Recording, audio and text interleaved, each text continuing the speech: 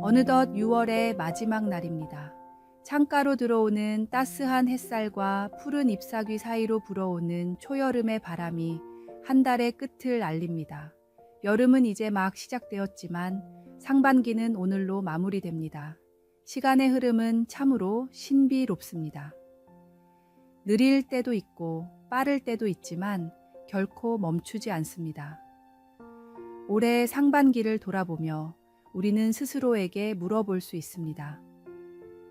나는 지금 어디에 서 있는가? 지난 6개월 동안 내가 품었던 소망과 기도는 어떻게 되었는가? 어떤 분들에게는 기쁨과 감사의 시간이었을 것이고, 또 어떤 분들에게는 아픔과 시련의 시간이었을 수도 있습니다. 그러나 분명한 것은 하나님께서 그 모든 순간에 함께 하셨다는 사실입니다. 초여름의 푸른 잎사귀들이 가을의 열매를 약속하듯 우리의 현재는 미래의 열매를 약속합니다. 씨앗이 흙 속에서 고난을 겪으며 싹을 트이우듯 우리의 삶에 찾아온 어려움도 결국은 더 큰 성장과 열매를 위한 과정임을 믿습니다. 모든 것이 합력하여 선을 이루느니라는 말씀처럼 하나님께서는 우리 삶의 모든 순간을 선하게 인도하십니다. 7월부터 시작되는 하반기를 맞이하며 새로운 마음과 결단으로 나아갑시다. 초여름의 푸르름이 가득한 이 계절, 우리의 영혼도 그렇게 생명력 넘치는 푸르름으로 가득 채워지기를 소망합니다. 오늘의 말씀, 우리가 알거니와 하나님을 사랑하는 자, 곧 그의 뜻대로 부르심을 입은 자들에게는 모든 것이 합력하여 선을 이루느니라. 오늘의 만나, 감사의 제목을 하나씩 찾아보세요. 어려웠던 순간 속에서도 하나님의 손길을 발견할 수 있을 것입니다. 그리고 하반기를 위한 새로운 소망과 기도 제목을 정해 보십시오. 하나님께서 놀라운 열매를 맺게 하실 것입니다.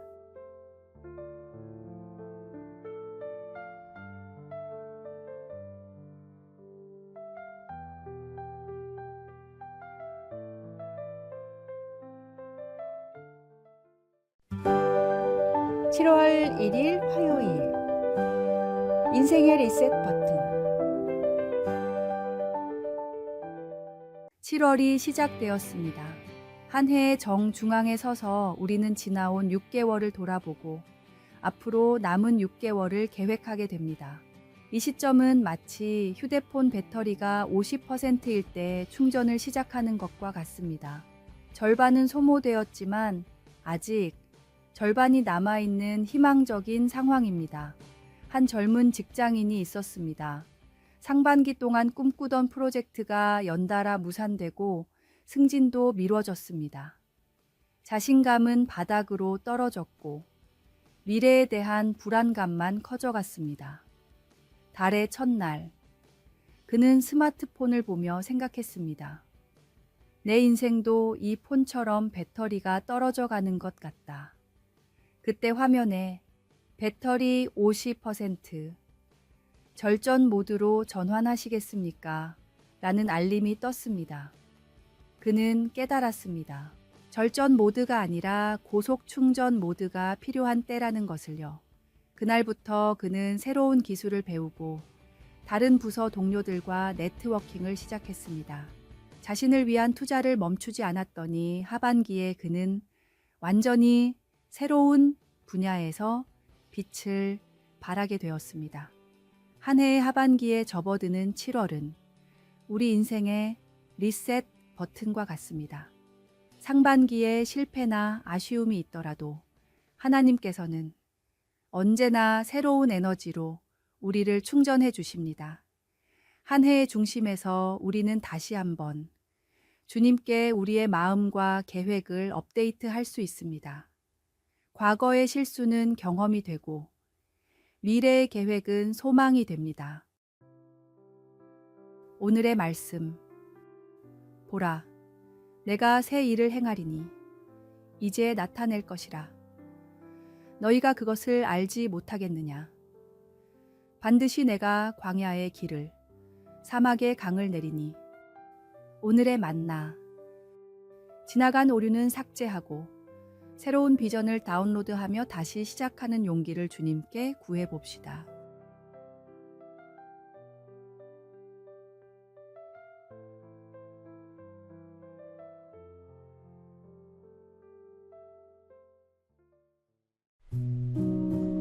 (7월 2일) 수요일. 하나님의 뜻. 베스트셀러 작가이자 문서선교 전략가인 목사님에게 한 성도가 편지를 보냈습니다. 남편이 암 말기 진단을 받았다는 소식이었습니다. 처음에는 이 사실을 어떻게 받아들여야 할지 몰랐습니다. 하나님, 저희는 지금까지 신앙생활을 나름 잘 해왔다고 생각했는데요. 왜 이런 일이 우리에게 일어나는지 이해할 수 없었습니다. 부부는 함께 기도하며 묵상하는 가운데 한 가지 결론에 도달했습니다. 하나님은 우리가 이 일을 받아들이기를 원하신다.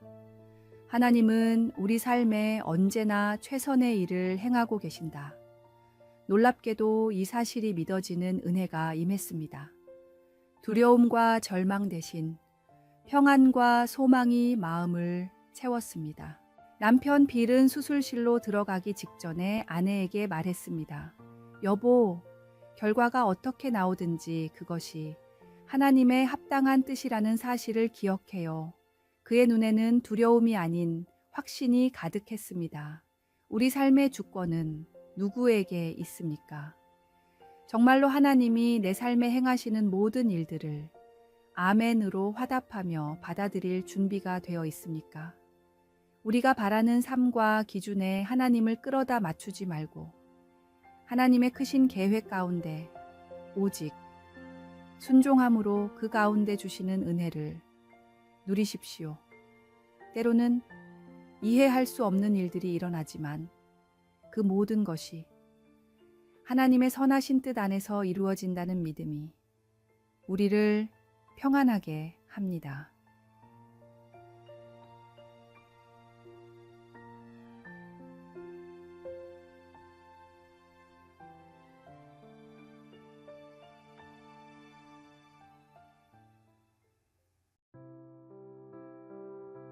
오늘의 말씀.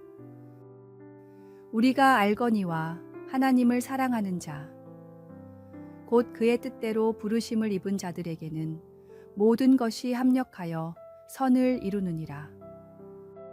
오늘의 만나. 하나님의 크신 계획을 신뢰하며 모든 상황을 순종의 마음으로 받아들이는 믿음을 구해봅시다.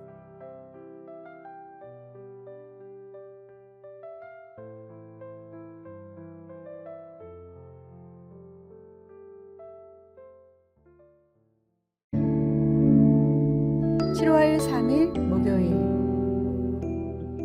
언제나 찬양하라.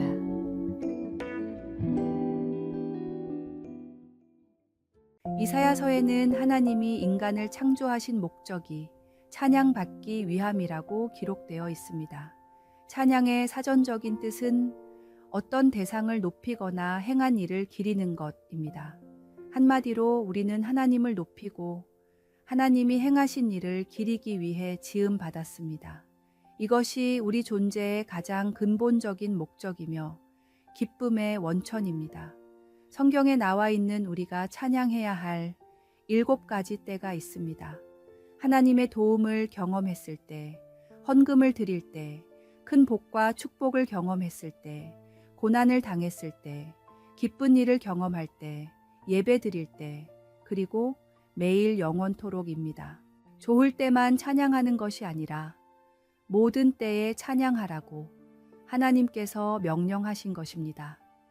왜냐하면 하나님은 우리의 상황과 상관없이 언제나 찬양 받으실 분이시기 때문입니다.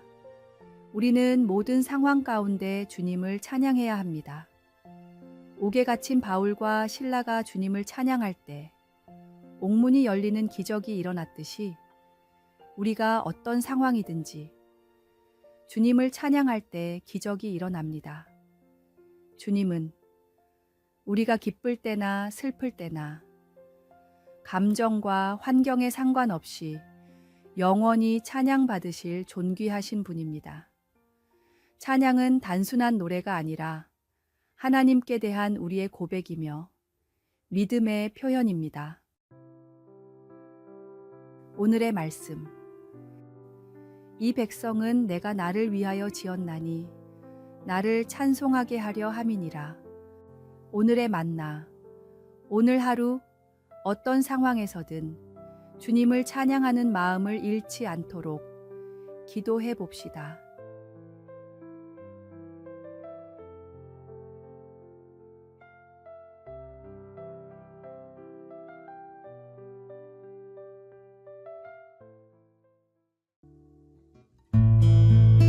7월 4일 금요일.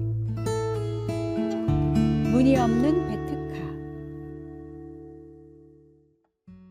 영화 배트맨은 20년 만에 새롭게 등장하는 히어로 영화였습니다.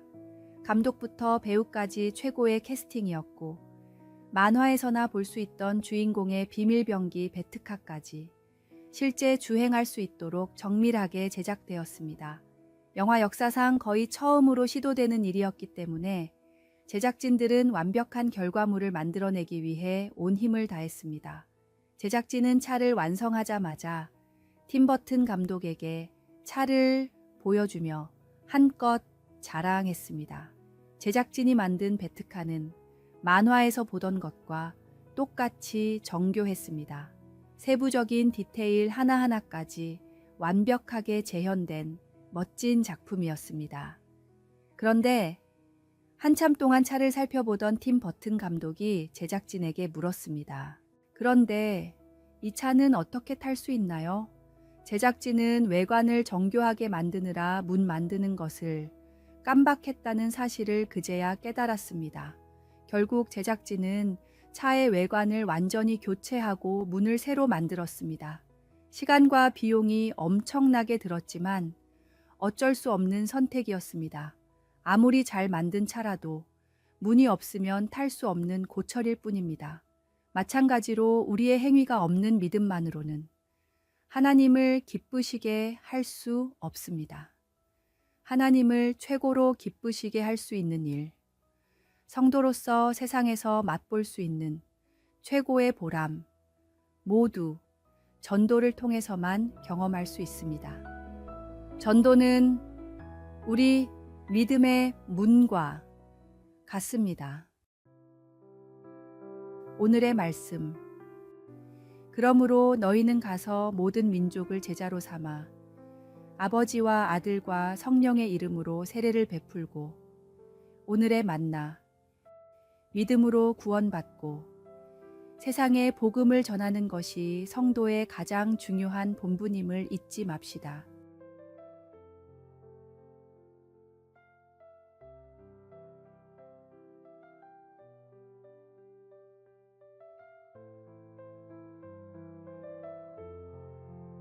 아래의 빨간색 글자 구독을 누르시어 더 많은 전도의 열매를 맺으시기를 기도합니다.